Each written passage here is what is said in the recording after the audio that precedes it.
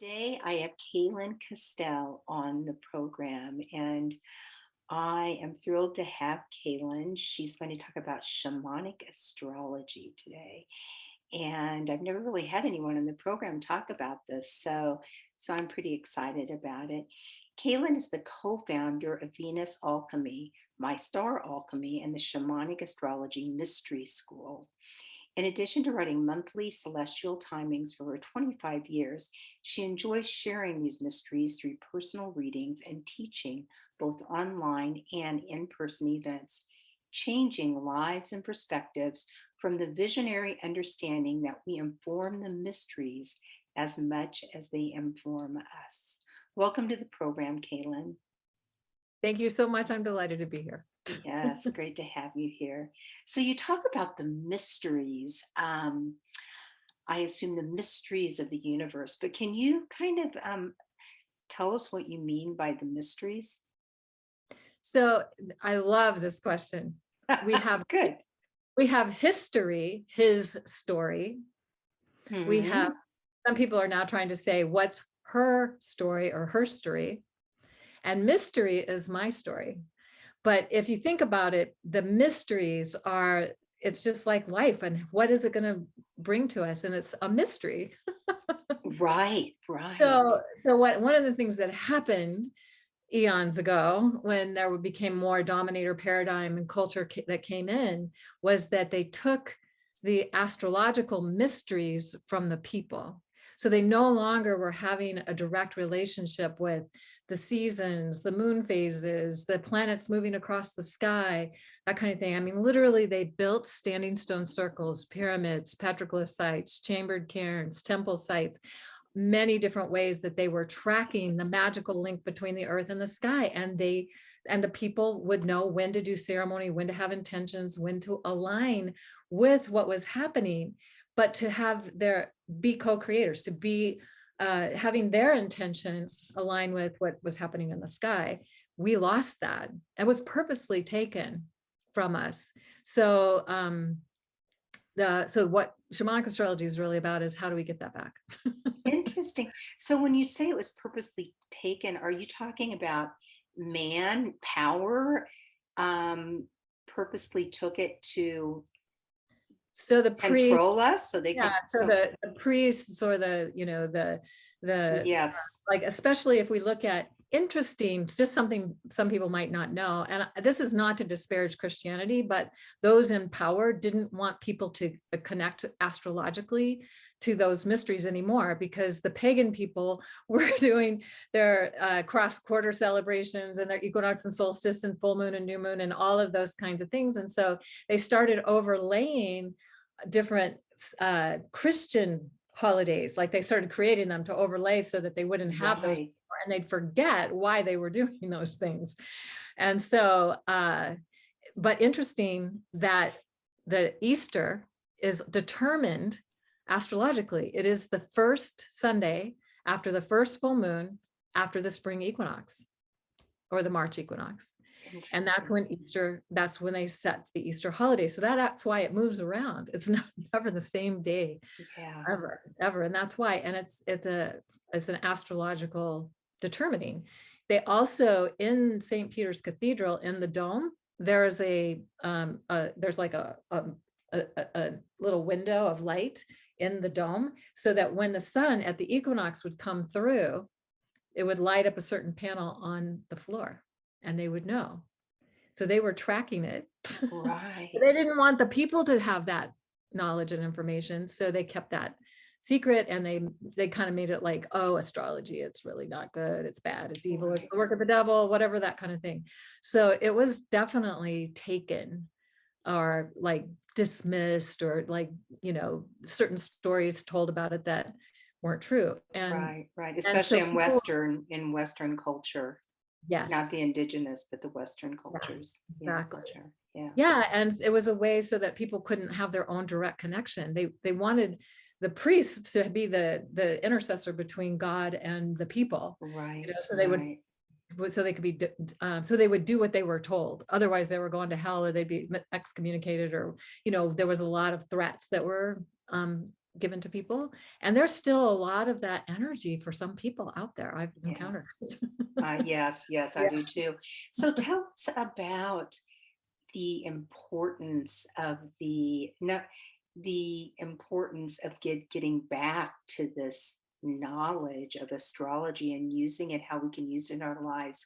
And I guess that also sort of begins with our natal charts because you use that in the beginning of reading. So can you tell us a little bit about Well, so there's a lot of things I can say about this. that?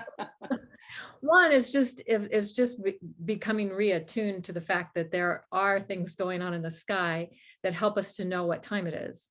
What's the season? What's the moon phase? What's the time of the month? What's the time of the day? Is the sun rising? Is it getting ready to set? Is it overhead? Is it whatever? So all of those things are a way that we could connect into the mysteries of time and what time it is and what's going on. And there's way bigger stuff going on around all of that, of course. We could Yes. say the biggest context of what's happening right now in the world is that the December solstice sun and the June solstice sun are both rising on the galactic crosses. One galactic cross in the December solstice is near the galactic center. So it only can do this for, well, it moves about 1 degree every 72 years. So if we looked at a 144-year window, it started in 1926 and goes to 2070. If we look at a 72-year window, it goes from 1962 to 2034. So we're at least still in it, even from a 72-year perspective. Mm-hmm. And it can only happen every about 26,000 years. This is big. It's way bigger than the age of Aquarius that everybody gets fixated on. Right. That's the shift of a month or of a 2,000-year cycle. This is a shift of a 26,000-year cycle. So it's way bigger than that. And we get to be here to be witness to that. And part of reclaiming these mysteries is that we can remember how we are co-creators. The mysteries are telling us what time it is. And then we tell the mysteries what it is we want to co-create. So that's one of the reasons why. And then the whole thing about the natal chart is that everybody's born in a certain moment of time and the planets are in a certain relationship. And we could say it's like a blueprint, or it's telling us what is the intent. Why have you come? What are the mysteries you've come to investigate, to explore, to help evolve, to express? You know, we are the reason these mysteries have life. They express through us.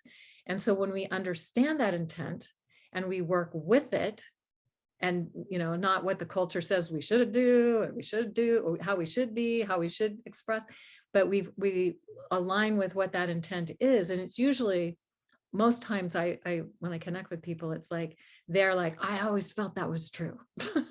Right. but Right. the family, the culture, the religion, the whatever told them no, that's Mm-hmm. not right for you or whatever. So it's like it gives you permission to be who you are, which you may already feel like you're being, or that you've suspected that was yours to do. And then you can then make more conscious choices to align with that intention. And that is literally where magic happens in people's lives.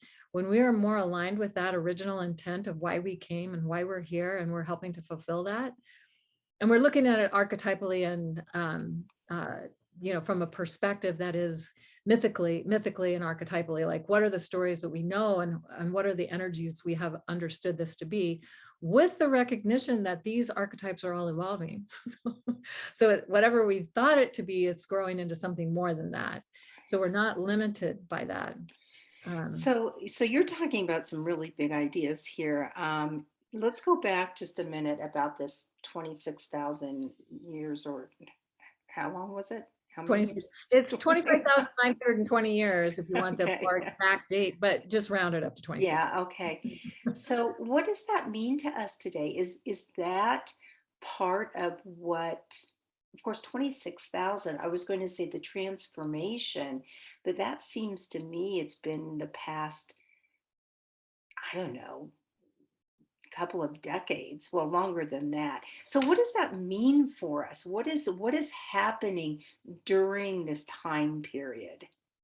So first, let me just say that Plato understood this, and he called it the great year, that the seasons the signs of the astrological signs, like 0 Capricorn and 0 Cancer on the galactic crosses, the 0 Capricorn point near galactic center, and the center of the galaxy representing like the starting point of where we might start calculating this great year. And that's what's happening now. And it's happening for a while. And so what we can know about that is that we're at the ending of the previous 26,000 year cycle. And then we're at the beginning of the next 26,000 year cycle. So we're in an in-between place. So all the things that were in motion from the last 26,000 years are completing. And then we're putting into motion the next 26,000 years. And in that in-between place, it can be really confusing. Like, what is it? It's not this, it's not that, but it's what we're co-creating. It's how we are working with these mysteries to how are we going to go forward? Are we going to allow the dominator culture to continue? Are we going to allow ourselves to be told what to do? I have a lot of Aries, so I don't like to be told what to do. So are we making those choices for ourselves, or are we being more conscious about what it is that we're co-creating with great mystery? These are the questions to be asking. And because, you know, at the end of any calendar year, as we go into the new year, people set their a New Year's resolution or intention, resolutions, yeah, whatever it is they're going to do. So we're kind of in a time for that, but it's a longer time. It's not just a day. It's like many years of what is that, and what are we completing with, and what are we going toward. So having awareness of that is and recognizing that, of course, everything that's been in motion must complete. And then what are we putting into motion at the same time? So it's kind of like both things are happening together. right? So within all of this, with the natal chart and the mystery and co-creating, do you believe that many things in life are destined, that there's this universal divine plan that I know there is free will, but much of well, I don't believe in randomness myself. I have a feeling you don't either. Do you believe in randomness? Well, I think it can happen, but I thought about this question pretty much my whole life. And when I was in college, I had the opportunity to read a Vedic story. It was called the Ramayana. It's about Rama. And they were in a time, not unlike the time we're in now, where there were these creatures, they were called Rakshasas, and they were just creating havoc across the land and controlling and manipulating people and doing horrible, awful things. And so they went to the gods and they said, you have to come help us. We can't continue like this. So Vishnu is the god. There's a triple godhead, Vishnu, Shiva, and Brahma. So Vishnu decides to come, he'll come and help. He says, I'll come and help. So he incarnates as Rama, and he is the firstborn of the Maharaj. And so basically he's supposed to become the Maharaj, but that actually isn't why he incarnated. So there's these things that happen that get him on the track, and he actually winds up getting kicked out of the kingdom. His father gets tricked into kicking him out, and it's just this really great story. Anyway, but he decides, like, okay, I'm going into the woods and I'm going to learn, and he goes to different teachers and learns all these different things and so on. He goes with his wife Sita, and he has to do this in order for Ravana, the king of the Rakshasas, to find Sita, the wife, and abduct her so that Rama has to go get her back, kind of go to war with them and then take out the Rakshasas. That's his whole purpose for incarnating. He had an intent. And when I read that, I was like, oh, so his free will, he could have, like, when he got kicked out of the kingdom and he wasn't going to become the Maharaj now, he could have been bombed. He could have been really depressed. He could have, like, but no, he chose to look at it as an adventure and, okay, cool, we're going to make the most of this. So it was like there was something that was destined to happen, and he had free will about how he engaged that destiny, if that makes sense. Yes, it makes So a lot of sense to me, because sometimes people talk about free will and my head starts spinning, but that makes so much sense to me, that some things are destined, but how you either react to that or what you decide to do with that, that's the free will part of it. Is that what I hear you saying? Yes, exactly. And, Yes. so there'll be certain events that happen in our life that are beyond our control. Hmm. We, we have parents that we chose that before we came into this life. That's part of our destiny to have that family and to have those experiences.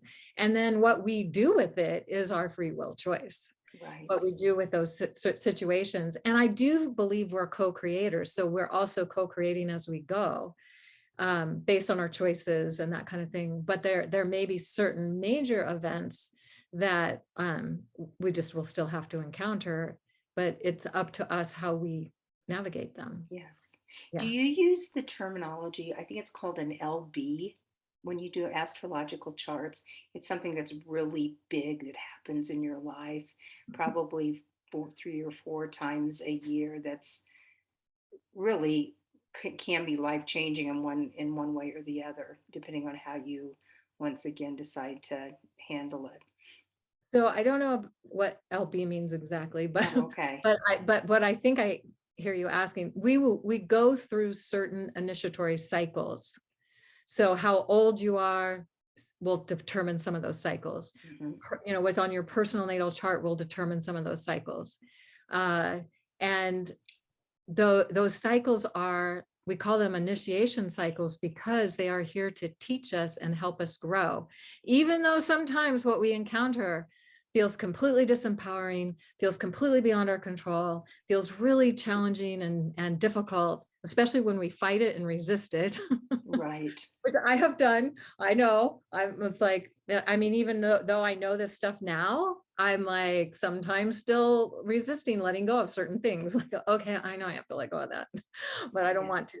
Well, we're only human, right? We're only human, exactly. So, but when we finally get to the place, it's like, oh yeah, I need to let go of that, and you let go, then the whatever is meant to come and to empower you. So the cycles are all about maturation and growth and empowerment and to help us to be the most that we can be. But we can resist, we can fight, we can try to hang on and control and manipulate. And that's part of our conditioning. So we all tend to do that Right. to some Right. degree. But when we can surrender and when we can accept and we can allow that and understand that whatever is happening for us, not to us. Right. Right. Yeah. So and everybody's had, it's like I often will describe one of my first major Pluto cycles. It burned my life to the ground. Everything I knew, everything I had seen and thought was true, it wasn't true. I Hmm. had to like completely rethink everything. And I hung on to that as long as I didn't know anything about astrology. This was back in my early 30s. I didn't know anything about it then. It was right after that I got introduced to shamanic astrology. And it was right around that time I had made a declaration to the universe. I want to live a magical life. And I didn't know what that meant. I just knew that whatever I was experiencing, I didn't want to be experiencing anymore. Yes. And it Yes. was shortly after that I got introduced to shamanic astrology. And when I always thought astrology was interesting but complicated. Hmm. And so, but when I saw what this was, I was like, this I have to know. This, Right. it just lit me up. Like, oh my gosh, this is life changing. And so I said yes to that. So I think that sometimes we're given opportunities and we can say yes or no to them. And Right. sometimes those choices, maybe we get another opportunity later down the road. And it's not like we're being punished, but we're just experiencing the consequences of certain choices that we've made down the road. That hopefully, is getting us more towards the destiny that we chose before we even came into this life. So we did choose it, whatever it is, whatever our destiny is, we chose it. So, how the people that come to see you, because a lot of this language is very, I'm sure, very foreign to well, it's very foreign to me, even though I've studied both shamanism and astrology. But what, why do they usually come to you? What do they usually walk away with? Are they more clear on their purpose? And Mhm. shamanic astrology, how, I mean, what if someone's just sitting here listening to this and thinking, well, how does this pertain to me? How do I as a person, interweave this into my life to make it more magical and more find the mystery, and what am I co-creating? So I think, but there's probably a lot of answers to that question, but Mm, I'm just gonna say that the first thing I do with people is I explain to them what's the intent, why have they come, why are they here, what are the mysteries that they're here to you investigate. tell them, they don't come and tell you. No, I tell them Oh, okay. based on their chart, what I see. Right. We don't do it from a predictive point of view. We do it from a more mythical archetypal point of view.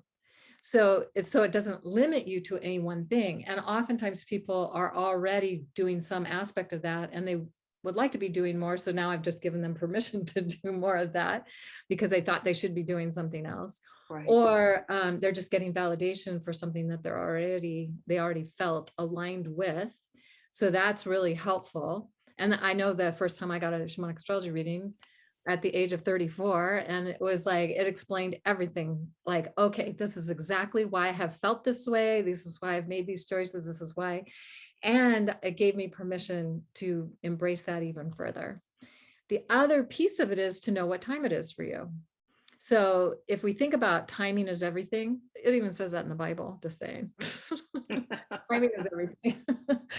And so it's like if you're trying to plant a garden in winter, not going to work very well. If you know your timing, you know the times to be in more active, out there doing things, creating things, launching things, whatever it might be, or the times when it's better to just wait until the timing for that comes along and to focus on other things.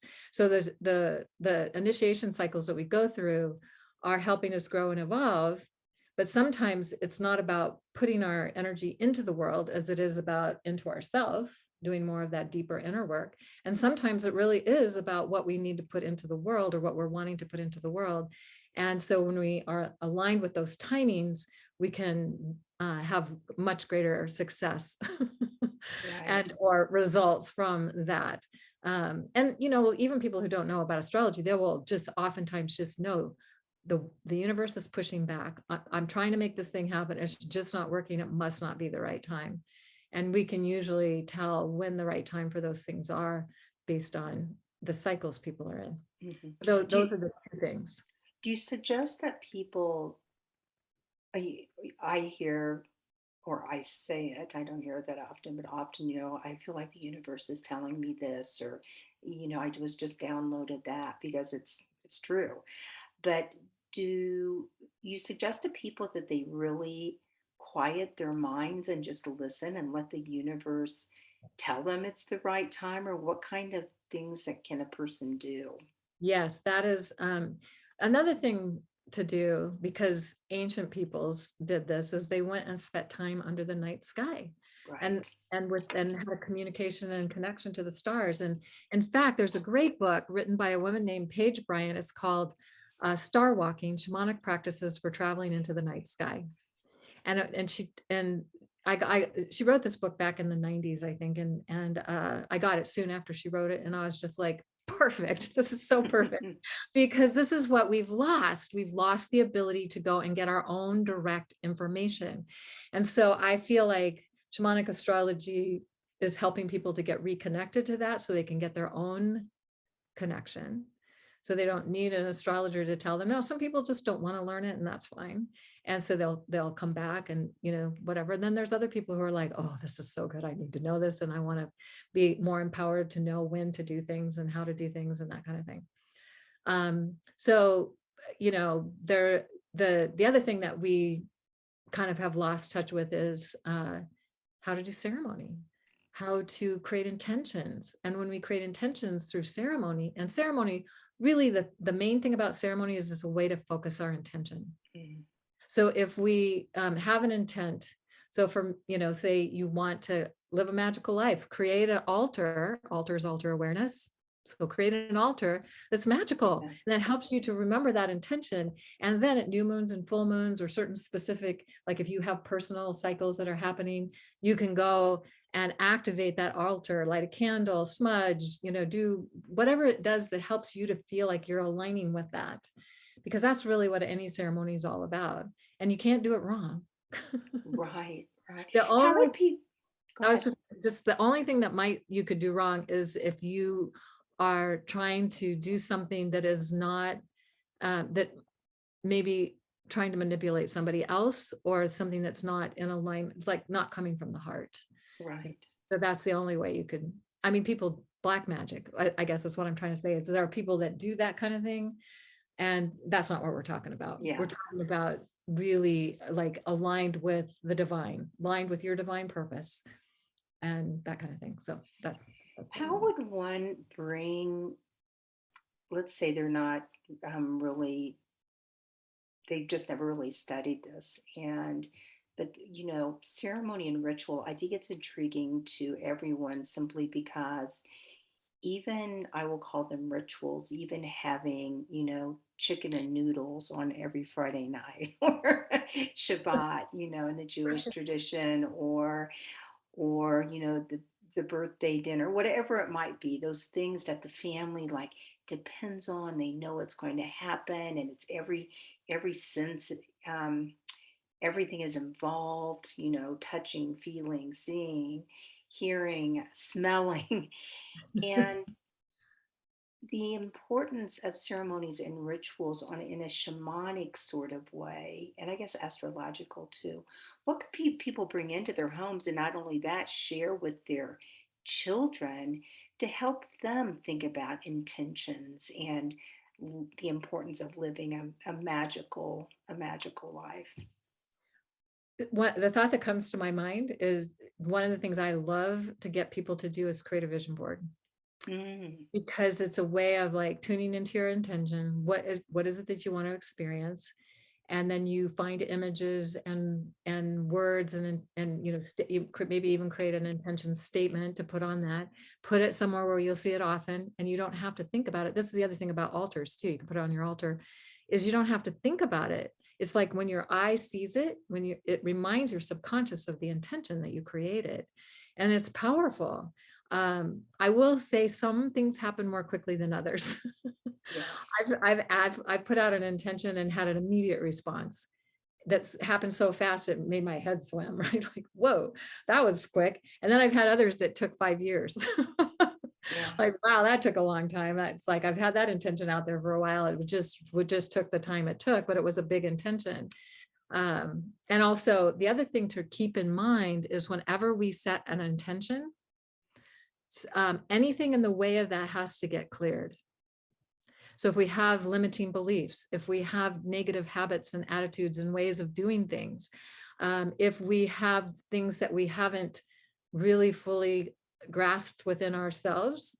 So I've been involved in priestess circles for many years, and I see women come and they set intentions, and then suddenly all their shadow stuff is coming up, and they maybe want to project it onto somebody else and make them the problem and make it about, but really they have to, it's because it's within them. That's why they're seeing it.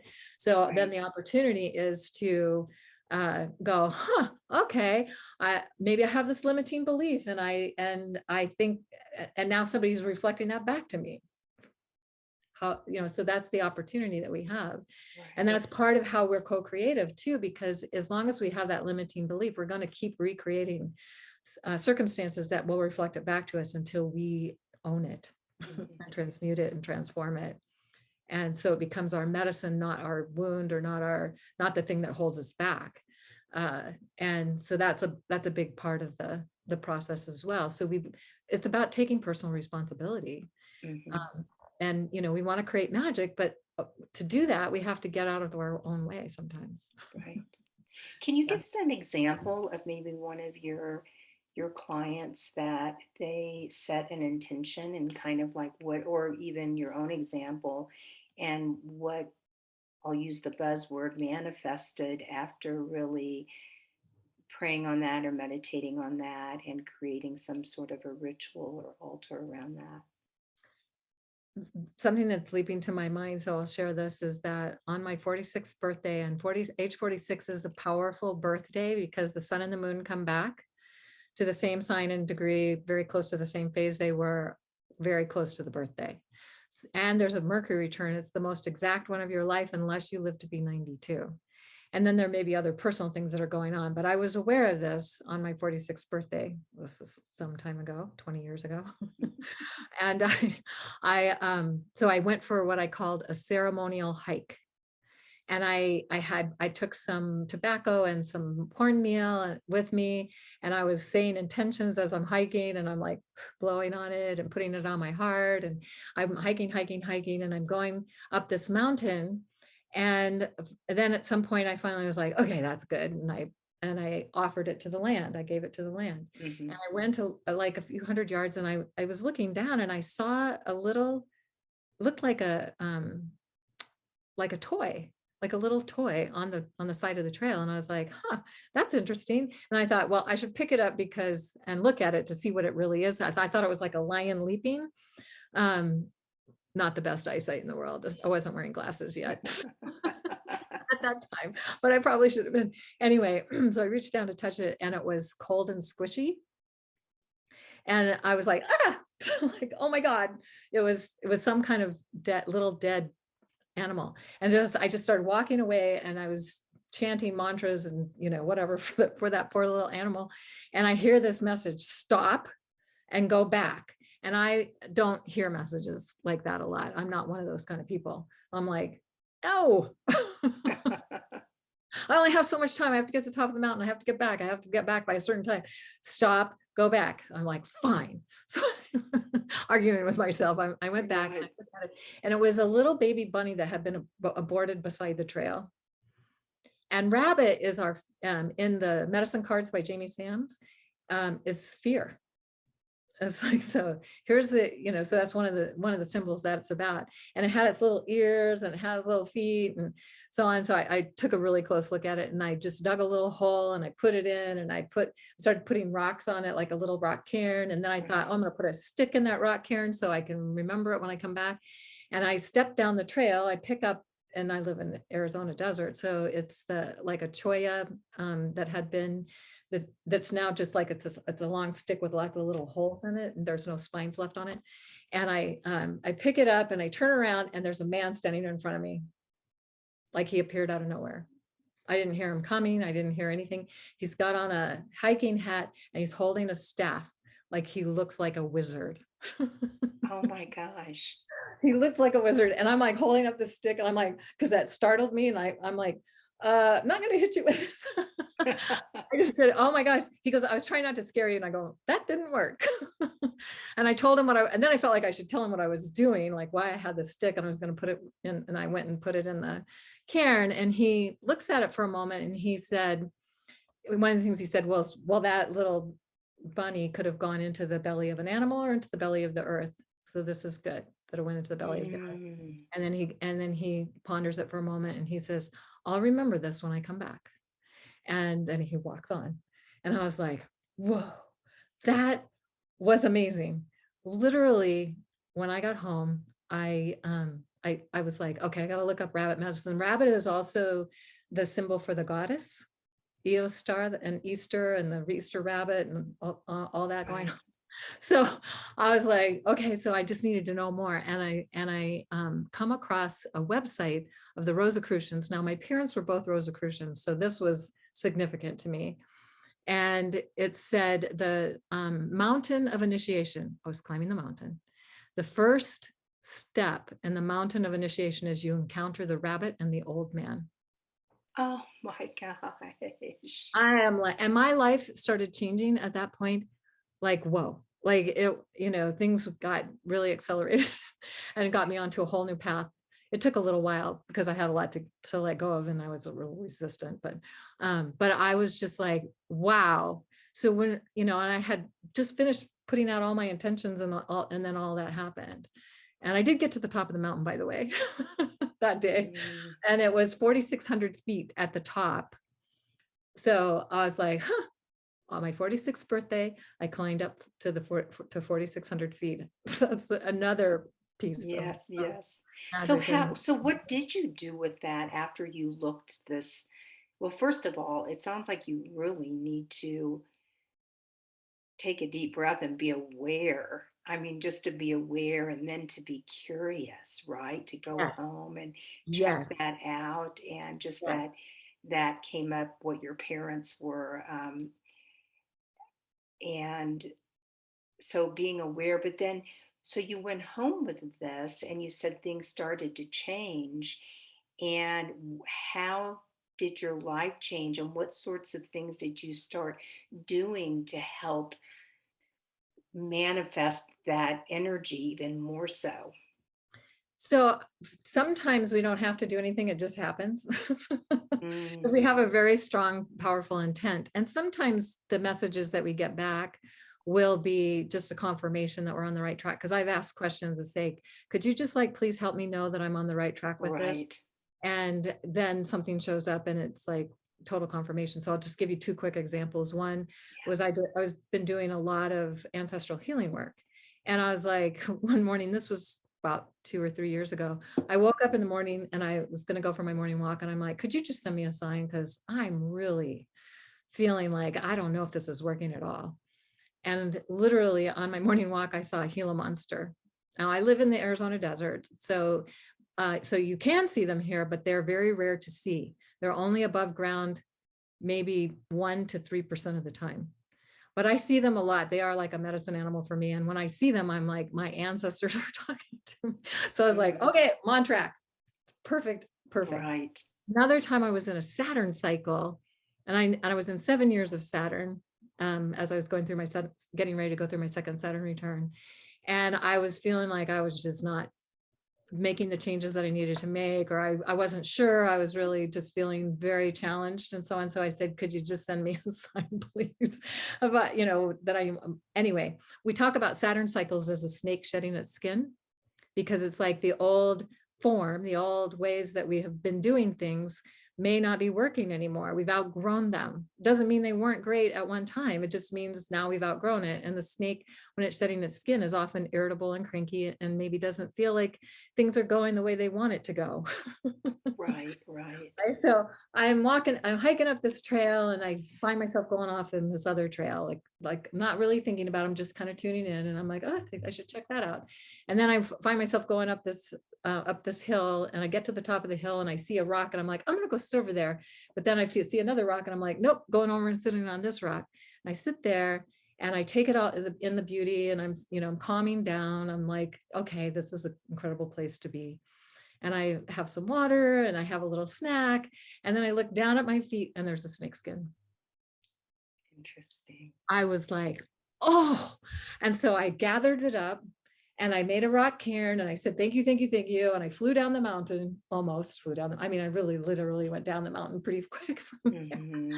And I was like, that was the exact confirmation that I felt like I needed, that the universe was sending me the sign. It's like, how rare is it? You don't find snake skins that often, even No, in no, even in the I, desert. yes, Yeah. yes, So and I put it on my altar. So it would remind me, and I would see it all the time, that yes, I'm on the right track. right. I do find, in shamanism, it is really important to be out in nature, especially when making as much as you can, but making an intention, and giving that, for the listeners that don't know, because I didn't know until I started studying shamanism, cornmeal's like a gift to Mother Earth. And you can take cookies like for the fairies, for the magic of the earth, and incense to, Father Sky, and all these different things. And it's just basically to say thank you to the universe. And I think that's really important. I like to Okay. do rose petals too, or Oh, flower rose petals. That's petals. another good one. Yeah, Yeah, there's all yeah. kinds of things you can do. So fun. Nice. Well, Cayelin, unfortunately, we are running out of time. What is what are some words of wisdom you have to tell the world that can be helpful to people that aren't really, once again, familiar with this sort of thing? So learning to listen to your own inner knowing, I Mm, think, is one of the biggest things. And oftentimes we dismiss it. And I'll just say, we're recording this the day after Neptune went retrograde, and I feel like Neptune is the planet that is helping us to learn to listen to our intuition, but it can Mm. also be the one where we have the most illusions Oh, around. great. It's kind of an oxymoron. Oh my gosh, we all have them, right? Yes. So there's times where we can talk ourselves out of our knowing. But if we listen, and I was another hike I was doing with a friend in a canyon, it was night, and we were getting lost because there was this stream we had to keep finding and suddenly I knew we had to find the sign to get to the parking lot to get up and out, or we were going to wind up way far away from where we needed to be. And she said, I think the trail's over here. She'd been there hundreds of times. I'd only been there. This was my first time ever. But I knew in my heart that it was straight ahead. I just knew it. Mm. And there was a part of me that's like, well, she's been here hundreds of times. She probably knows this better than I do. Maybe I should just follow her. And then there was something about, no, just listen to your own knowing. And so I just kept going straight ahead. And within a couple hundred yards, my flashlight hit the sign. And then I was Yeah. calling for her because I could hear her like crashing around trying to find something. And so we got out, and I was like, and when that sign lit up, I was like, I'm having a Neptune moment. I knew it. And I didn't talk myself out of it. So I feel like people, whether you do the astrological mysteries or you have some other path, whatever it is, listen to your own inner knowing. And we can get so distracted by everything that's outside of us. And we're constantly being told, you should do this, you should do that. It's this way, it's that way. It's no, it's not, this is right, this is wrong. No, we need to tune all that out and just go within and really feel into what feels alive and true and honest and authentic within us. And that is one of the best ways we can begin to navigate. And then, the thing I love about astrology is it can help confirm. Yes. Yes. Because I was in a Neptune cycle at the time that happened. And I was like, okay, this is how Neptune works, because it made no logical sense that I would know that it was straight ahead. Right. It made no logical sense, but it was absolutely true. Right. So, Well, thanks for sharing that. Well, people want to learn more, which I definitely do, about shamanic astrology and find out more about you. How would they do that?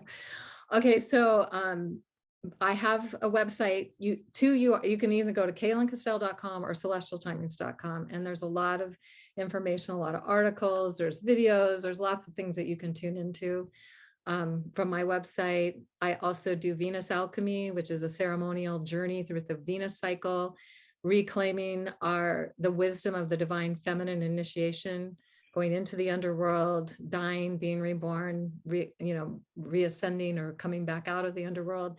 That's what that's all about. Also now doing something called My Star Alchemy, which is learning about the stars, not the signs, not, the sun signs or whatever people are into or know about astrology, but this is the literal stars in the sky, like the star Sirius and the Pleiades and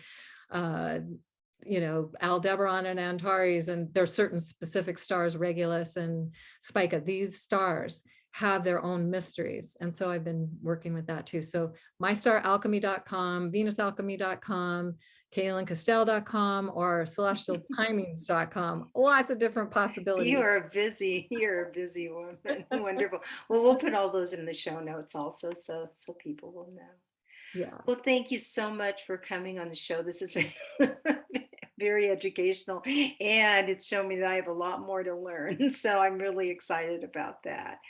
But thanks so much, and you have a good rest of your day. Thank you. You too. Okay, bye-bye.